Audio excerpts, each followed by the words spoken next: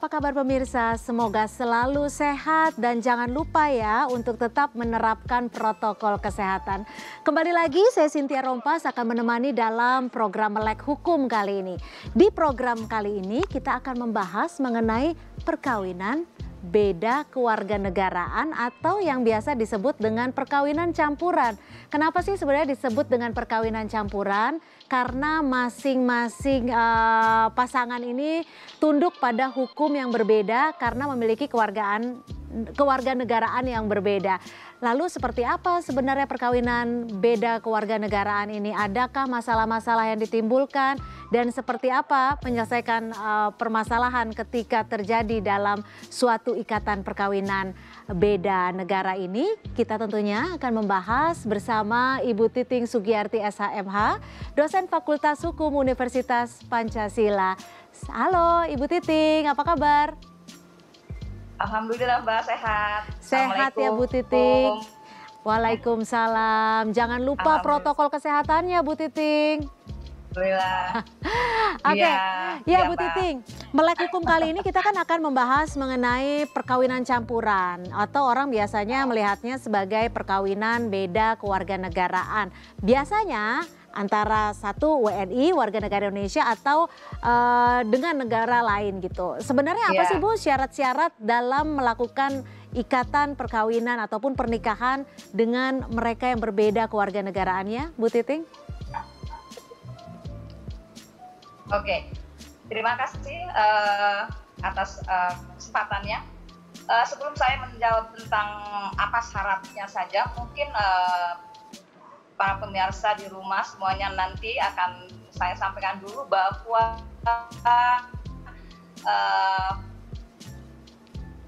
perkawinan yang berkaitan ada dua macam.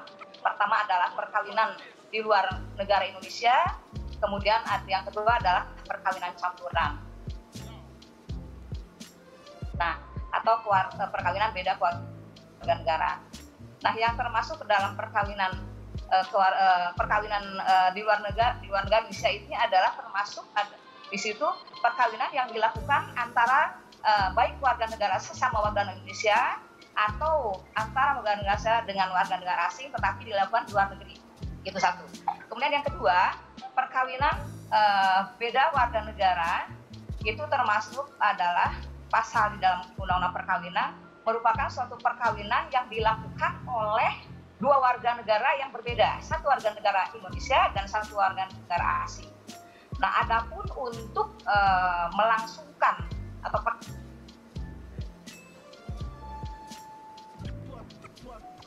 persyaratan untuk melangsungkan perkawinan negara Indonesia ini, kalau misalnya itu dilakukan di Indonesia, ya jelas adalah pertama bahwa si yang WNA itu harus mempunyai paspor yang masih berlaku.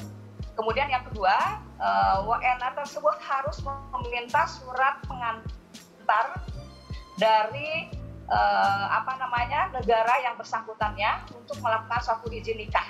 Nah, kemudian itu termasuk untuk warga negara asingnya ya tentunya. Sedangkan untuk warga negara Indonesianya tentu di sini adalah harus mematuhi persyaratan sahnya perkawinan pada umum, yaitu yang menyangkut tentang diri pribadi dari orang-orang yang akan melangsungkan perkawinan. Kemudian yang kedua adalah persyaratan formilnya. Jadi artinya kalau ini dilakukan di Indonesia, maka yang WNI harus tetap mematuhi ketentuan yang ada di dalam Undang-Undang Perkawinan, antara lain persyaratan material dan formilnya. Sedangkan untuk yang WNA, kalau misalnya dia perkawinan di Indonesia, maka dia harus mengajar di Indonesia, sedangkan materialnya tunduk kepada dari mana asal dia berada tersebut. Itu maksudnya persyaratan. Bu Titing, ini kan tadi Bu Titing sudah menyampaikan secara garis besar ada syarat-syarat sebenarnya perkawinan campuran itu. Ada yang melakukan pernikahan di Indonesia tapi masing-masing berbeda warga negara, satu WNI, satu WNA. Ada juga masing-masing sama-sama WNI tapi dilakukan di luar negeri. Sebenarnya kekuatan hukumnya akan seperti apa Bu nantinya?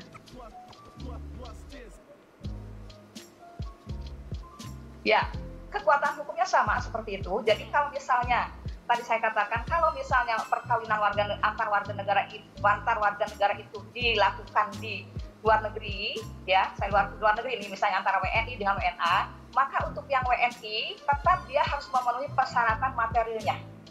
Material absolut di sini adalah persyaratan yang menyangkut tentang diri pribadi dari orang-orang yang akan melangsungkan perkawinan.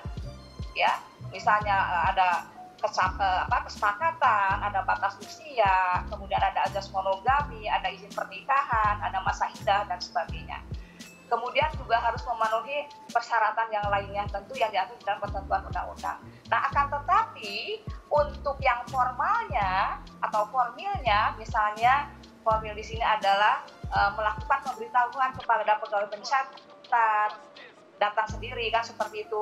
Kemudian persyaratannya sudah dipenuhi atau tidak, melakukan pengumuman pegawai pencatat, kemudian pelaksanaan akad nikah dan dibuatkan akta perkawinan dan sebagainya, itu bagi warga negara Indonesia yang akan melangsungkan perkawinan di luar negeri. nah seperti itu. Oke. Jadi materialnya itu harus dipenuhi.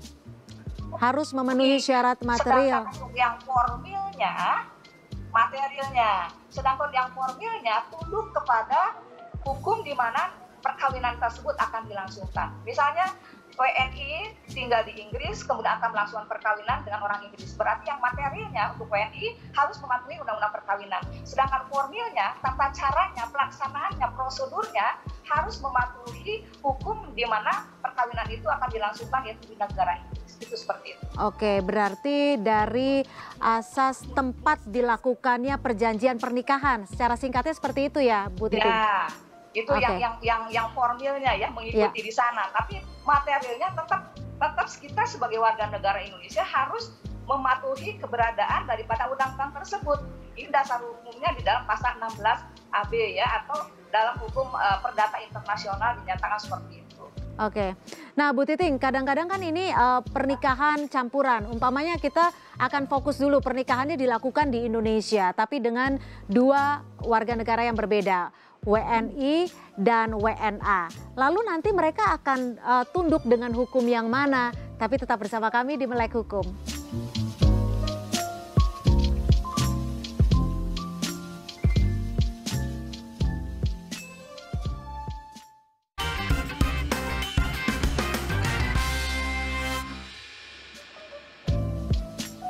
Terima kasih Anda masih bersama kami di Melek Hukum. Kita masih membahas mengenai pernikahan beda negara. Jadi tadi sudah disampaikan oleh Bu Titin bahwa pernikahan beda negara tuh bisa warga negaranya sama-sama warga negara Indonesia tapi berlangsung di negara lain, bukan di Indonesia. Atau pernikahan yang berlangsung di Indonesia dengan pasangan yang berbeda kewarganegaraan. Ada salah satunya warga negara Indonesia dan salah satu pasangan lainnya adalah warga negara asing. Nah, Bu Titin, kita lanjutkan kan pembahasan kita hari ini. Kalau tadi kan sempat disinggung juga tuh Bu Titin bahwa bisa juga loh masing-masing sama-sama WNI tapi melakukan pernikahan di negara lain. Apakah itu sah, Bu? Ya, oke. Kembali. Undang-undang menyatakan bahwa perkawinan di luar negeri adalah suatu perkawinan yang dilakukan oleh bisa sama-sama warga negara Indonesia tetapi dilakukan di luar negeri, bisa antara WNI dengan WNA. Nah, pertanyaannya sekarang, apabila perkawinan itu sama-sama satu agama mungkin tidak masalah.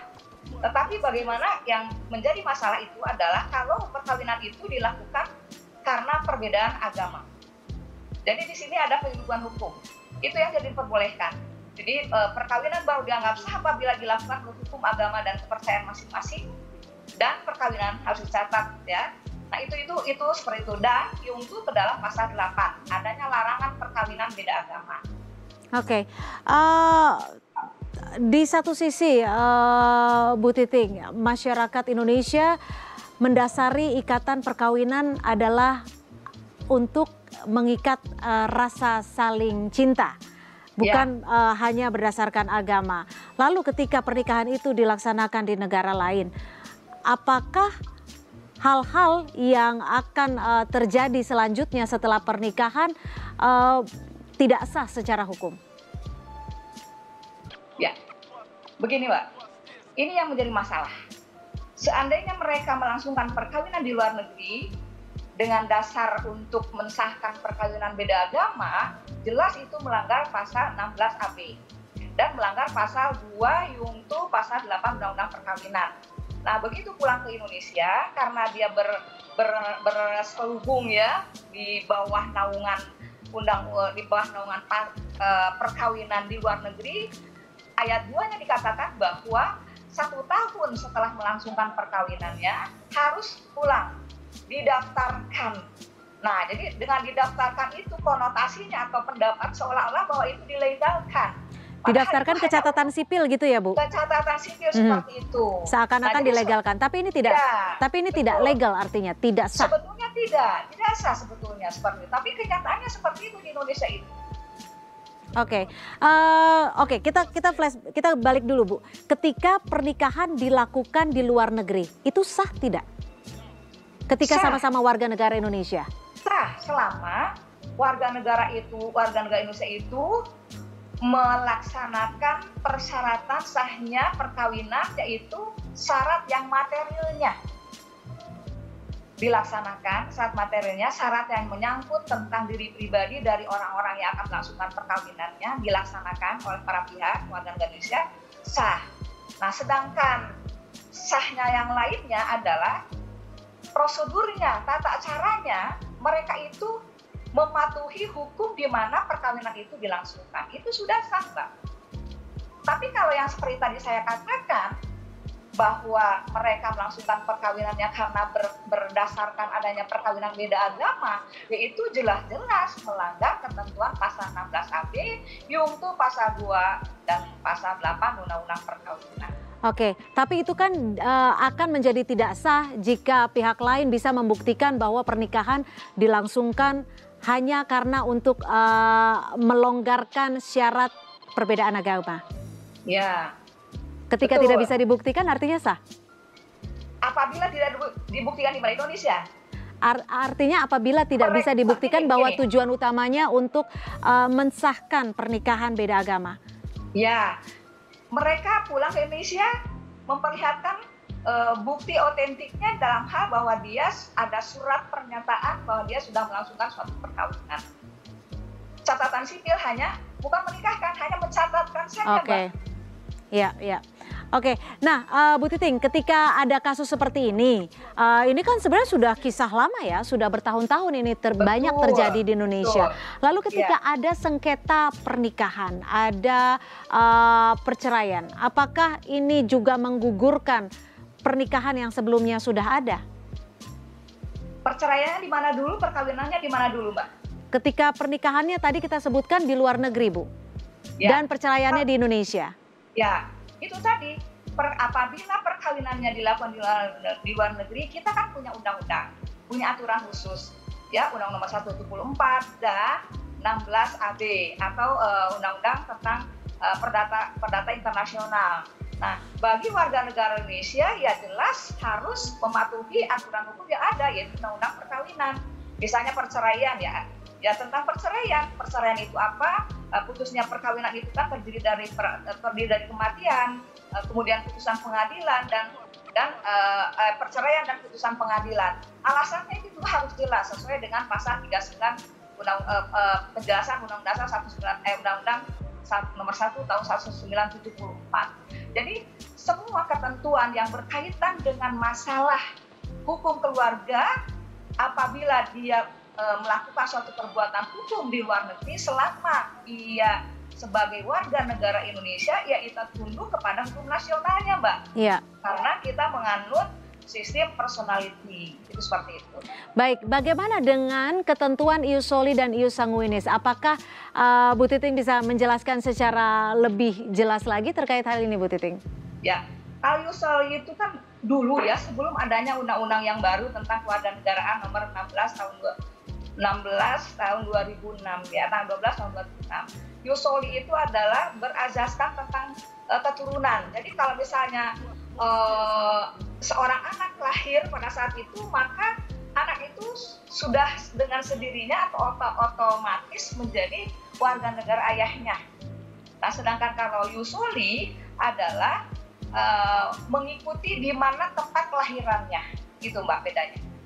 Nah, Oke. namun sekarang setelah adanya undang-undang yang baru, maka ini menjadikan suatu angin segar mungkin ya bagi para wanita Indonesia khususnya yang menikah dengan WNA, karena undang-undang yang baru itu memiliki azas bahwa tidak memakai Yusoli itu dan sebagainya, atau azas kewarganegaraan tunggal atau azas kewarganegaraan di mana harus tunduk pada seorang ayah dan sebagainya, tetapi dibuatkan suatu solusi yang luar biasa sangat baiknya, mungkin tujuannya adalah untuk melindungi kaum wanita dan anak, itu dengan adanya kewarganegaraan ganda. Nah, kewarganegaraan ganda ini apabila lahir seorang anak dari seorang WNI, misalnya ibunya WNA bapaknya, atau dibalik, WNA ibunya, WNI bapaknya, maka diberikan oleh negara itu adalah kewarganegaraan ganda selama batas waktu adalah 18 tahun ditambah 3 tahun setelah 18 tahun itu untuk menentukan nanti apakah si anak ini mau ikut warga negara ibunya atau mau ikut warga negara bapaknya. Oke, artinya sampai 18 tahun anak ini memiliki kewarganegaraan ganda.